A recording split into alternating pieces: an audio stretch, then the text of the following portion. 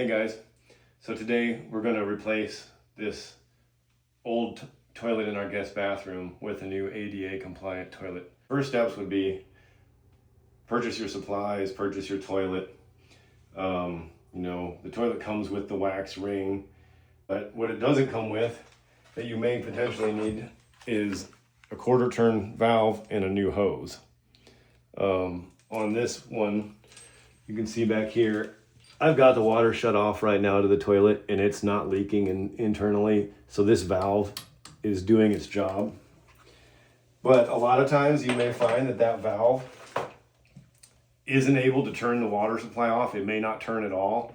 You want to be careful with that. You wouldn't want to try to force it and damage it and then have a water leak. If that's the case, and this valve will not turn the water off to the toilet, you'd have to go downstairs, find where your water comes into your house, and turn the water off to the entire house. In this instance, I haven't had to do that. So what we've done is we've turned the water off here, and I've started this process by removing these nuts. That's all they are. It's a plastic nut. You can use a pair of pliers,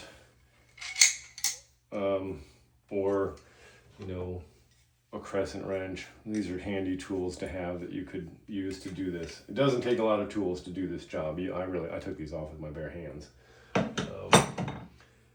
lot of times this comes off with your bare hands. We'll see if this one will. It does.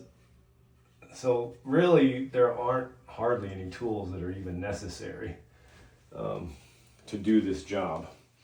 So once we remove that water line, we'll be able to scoop some of this water out of here, put it down the sink drain, and then we're going to use this black plastic bag to lift the toilet. We'll slip the bag underneath and we'll carry it out of the house. That way any water that's remaining inside of the toilet trap doesn't end up on our floors as we go out.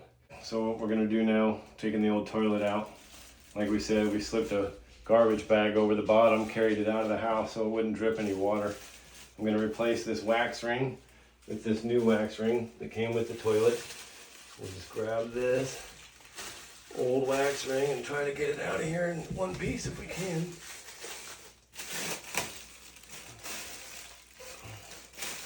Been on here about 100 years.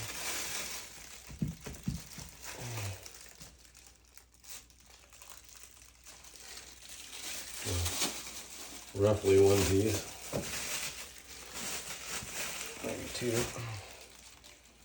We've cleaned up where the old wax ring was, installed our new flange bolts. Here is our new wax ring, which we have, firmly seated onto the bottom of the toilet. I'm going to flip this over, place it over the flange bolts. We'll put our nuts on and hardware on, and then we'll move to hooking up the tank, the plumbing, the rest of the plumbing, and putting the seat on.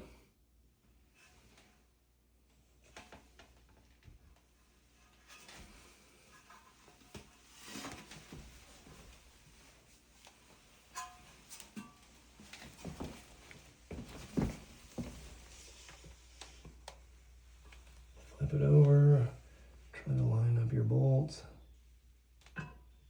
4. Wax ring down like that. Give it a wiggle. Push it down on there. And then you can grab your hardware. Put your washers in place. Spin the nuts on. And then you'll want to be gentle when you tighten these nuts down with a wrench, because you want to hold the toilet firmly to the floor, but you want to be careful that you don't put too much pressure and crack this bottom flange. So there, I've got them finger tight, and then I'll just take this,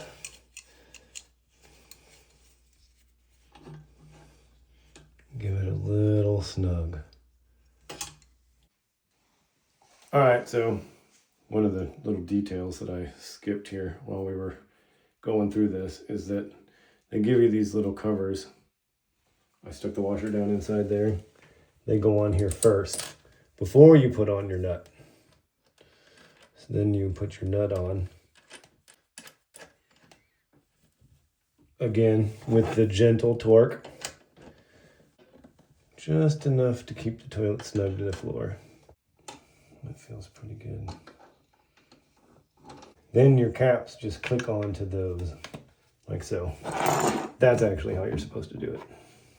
All right, folks, so this is like the tank seal. It mounts over top of this nut, like that. Make sure it's in place nicely. This is what seals the tank to the bowl itself. So when you flush, the water leaves the tank and goes into the bowl through there. So then we just gently and carefully flip this over. There's bolt holes in here because we're gonna put bolts in. Carefully line that up like that. Down in there. So it looks like it's set on there pretty evenly. We take these bolts. They've got rubber washers on them. These go inside the tank through the bottom, and the nuts go in underneath of here. Those drop in just like so. Okay, so they supplied us with this little tool. It's like a little socket wrench that you can get up under each side under here and tighten down those bolts we showed you that go down through the tank. So you stick that up onto the nut and turn this and tighten them down. You tighten that down until this tank meets this little flange back here on both sides. Don't over tighten it. Once the porcelain pieces come into contact with each other, that is plenty tight. So then we've got our new hose, which we'll install down here on our valve, which is just a 3/8 fitting. It's all standard toilet stuff. With that, again, none of this needs to be cranked down. This has a rubber seal, and so you don't want to over tighten it. If it dribbles when we turn the water on, we'll give it another turn or two. Just gently there. Once I start to feel resistance on there, screw this onto the bottom of the tank. Again, as you can see, this one isn't even meant to have a wrench on it. All right, to install the toilet seat, they give you these little rubber washers. They fit on the bottom side of this hinge. They've got these little nubs on them. They just go down in here. I mean, each toilet is probably different. This isn't a brand I've ever used before. We're gonna see how we like it.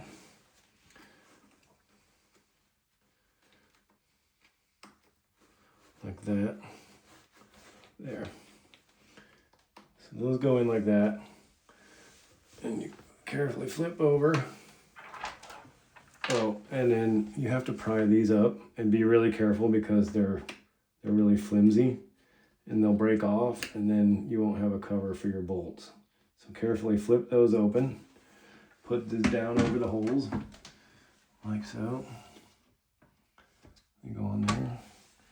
Take your little plastic hardware, stick those down the hole, maybe like that.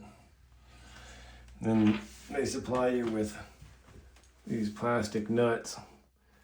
They have a little protrusion that won't let this spin. It'll hit, and then you can tighten the bolt down from the top. So you reach under, you can find your plastic screw and start going. Once you start going, you can let go of it and it will tighten up on its own. I'm just spinning this one quickly, trying to speed this process up. Not gonna get it super tight yet. Go to the other side. That way I can adjust where the seat is gonna rest. All right, and kind of look at our seat. You can see it's a little bit wonky. So adjust that like so. Make sure it looks like it's on there straight. Get it where you want it. And then you can give these a final tightening. They should not spin underneath, but it feels like that one is. There. And you can close these, carefully close those little flaps. Covers that up. Keeps everything clean. Now we'll turn the water on and see what happens. Let's look in here.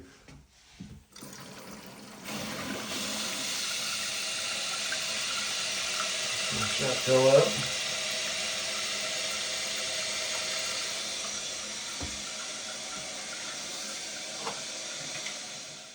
All right, so the water level filled in the tank. There's a mark on here where it says fill level. You can see that it's adjusted correctly right from the factory. If it's not, you can make an adjustment here where that float shuts off the water fill. You can adjust the float up or down right there. Here's our flush handle. We're gonna go ahead and lift this up and we're gonna watch this baby do its job for the very first time.